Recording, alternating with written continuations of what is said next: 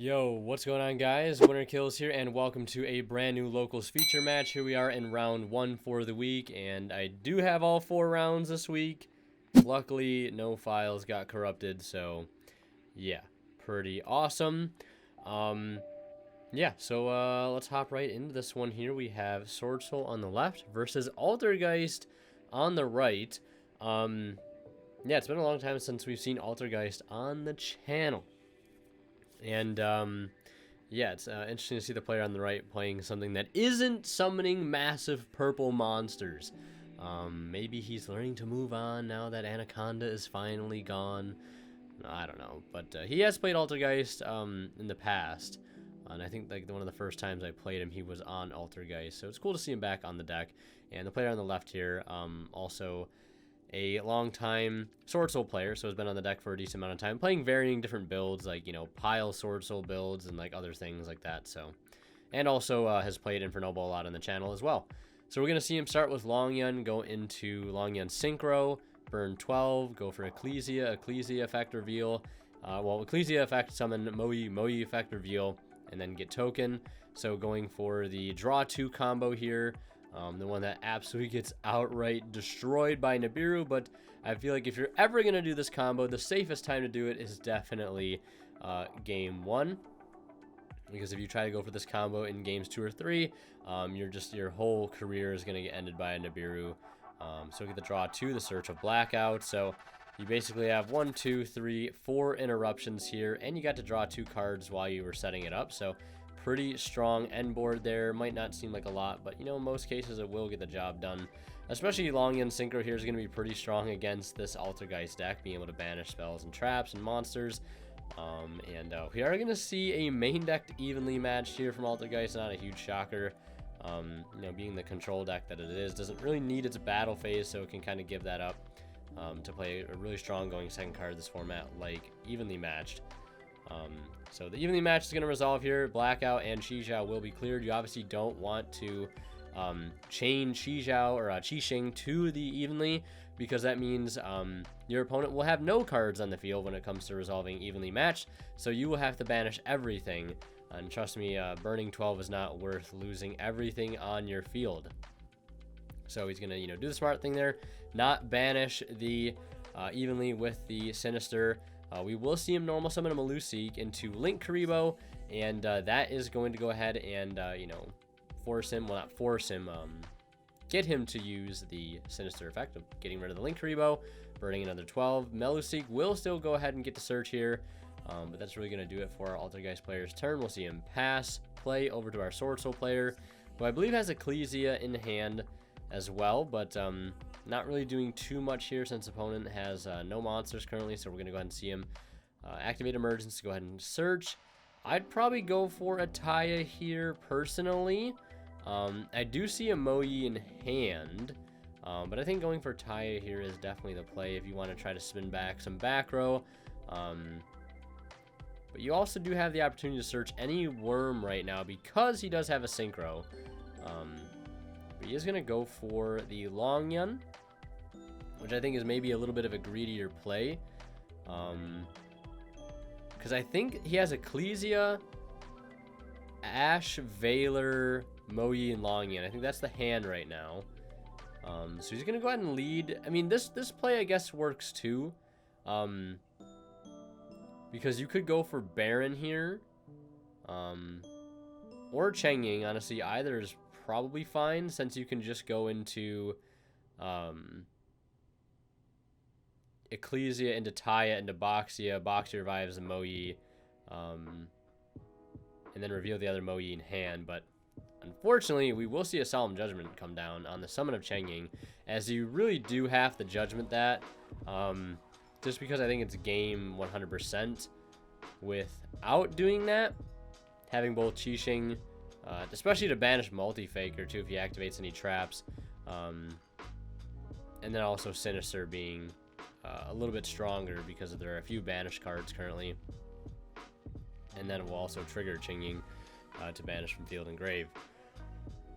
So on the res of Judgment, we will see Multi-Faker come down. It'll summon, and he will chain Sinister to banish the Multi-Faker, he will go ahead and summon out the Meluseek. Obviously not going for the Silcoitus here because he won't have another name to bounce back, because I think you need to bounce back one other card for the Silk. I know it's been a long time since I played Altergeist, so I can't really remember 100%.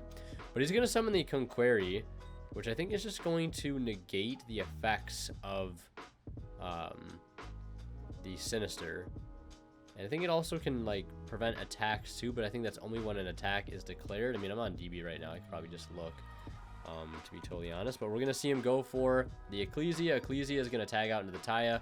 And, I mean, this honestly should just be game here, assuming there are no more interruptions. But that is a imperm on the Taya. And, yeah, so long as he can attack with the Qixing still, the Taya can swing in for a game. So, yeah, it says... Conquery says when your opponent's monster declares an attack, if you control an Altergeist card, you can special this card from your hand. And if you do negate that attack, if this card is special target face-up monster your opponent controls, negates effects while it and this card are face-up on the field. So, yeah, the Sinister is still able to attack there since it didn't activate its effect on an attack. So that's all perfectly fine. So in game 2, we're going to see Altergeist go first, as you might expect. We'll see him lead with the Marionetter into set 3. And I think I see double Ash in hand for our Swordsoul player here, which, I mean, if you're ever going to want to see a hand trap in multiples, against some decks, usually that's the one, having Ash for one play and then having Ash for follow-up. Because this is a deck you're going to want to be ashing, like, on your turn and on their turn, hitting things like Pot of Extravagance, hitting things like the personal or Altergeist spoofing on your turn, because hitting spoofing is huge. Because I believe it does have to shuffle a card back in for cost, so that makes him go minus. So we're going to see Emergence, and then we're going to see him go for the Moyi effect, Summon Token. Now it looks like on res we're going to see Spoofing. He will Ash, but we're going to see Protocol get chained to the Ash to negate by sending off the Marionetter. And Protocol says, yeah. When your opponent activates a monster effect, send one of the face-up Altergeist card you control to the graveyard, negate the activation if you do destroy it. So yeah. And then we're going to see Multi-Faker resolve here on a new chain, bringing out Silcoitus. So now having to worry about a bounce as well. I think just showing his opponent again what he revealed off of the Moyi, because the information you decide to give your opponent off Moyi reveal is very, very important. It might seem like a very insignificant thing most of the time, but it is a... very, very important thing to reveal wisely, because if you reveal certain cards, if your opponent is, decent at the game, it'll change how they decide to interact with the Moyi and things like that. We'll see a Long Innis follow-up, really strong follow-up here. I think he discarded a Vishuda, which is a pretty good card to have in grave at this point.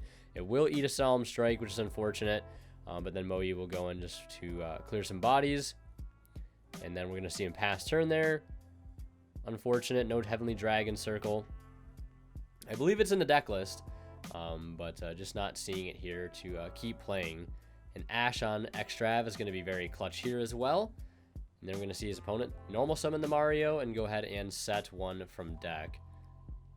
So, very strong here.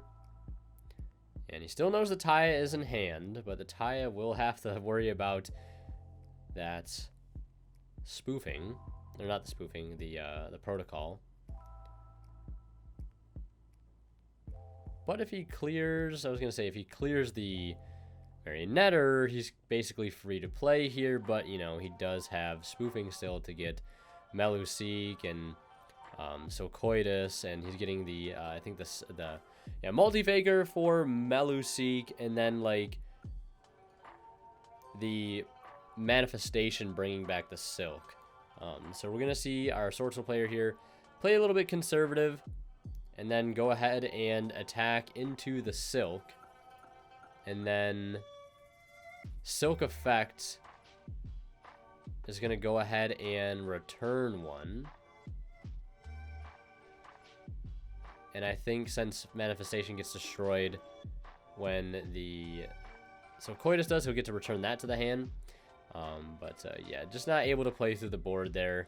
Yeah, once that Altergeist engine gets rolling, it's kind of hard to come back from. Especially if you don't see like Tenyi cards, which it looks like he has not really seen too many good Tenyi cards here, like a combination of like Ashina's and any other Tenyi or Tenyi Vessel, or Swordsoul plays with Vessel. Seeing those cards makes it much easier to play through Altergeist cards, especially the engine alone. But dealing with strikes and judgments is one thing, but I feel like the Tenyis do a pretty good job at helping to clear out some of the Altergeist cards, the traps.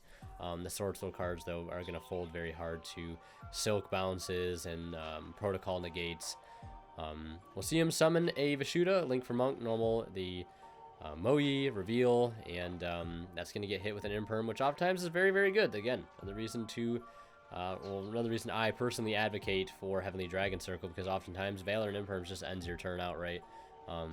Yes, you have hands that can play through it, but there are often times where, you can't without, a card like Circle. So it looks like there's a little bit of a discrepancy here. I think the player on the left here thought he was going to end phase, but he still had something before he ended his turn. It was going to be the Gamma Seal on the Moyi, and that's going to turn off the Blackout. And then we're going to see the Spoofing resolve here on the opponent's turn to go ahead and summon the Multi-Faker and get the Silkoidus. He's going to go Battle Phase, attack the Silk. That's going to trigger Silk to bounce the Multi-Faker and the Gamma Seal. Really strong to have there. And then we're going to see a Punishment activate. And then we're going to see him chain Blackout to the Punishment to clear both the Silk and the Spoofing. And the Punishment does not get to send since the target left the field, I believe. And then we're going to see him pass. Meluseed, get him for 500. Send the set Anti-Spell, which, I mean, honestly, Anti-Spell is not really doing a whole lot here besides turning off just things like, Extra, which is pretty okay. And other things like maybe like Call by the Grave, but, yeah, unfortunately not able to do much here. The Altergeist engine still rolling, still doing what it does best. Especially performing very well in the simplified game state. We're going to see him pass turn. Draw, I think I saw an Ecclesia for turn, and I think this is probably just going to be a wrap, since Hexia gains attack equal to the monster that it points to, each Altergeist monster it points to, so it's going to gain the 16 from the Marionetter, so it's going to put it up to 31.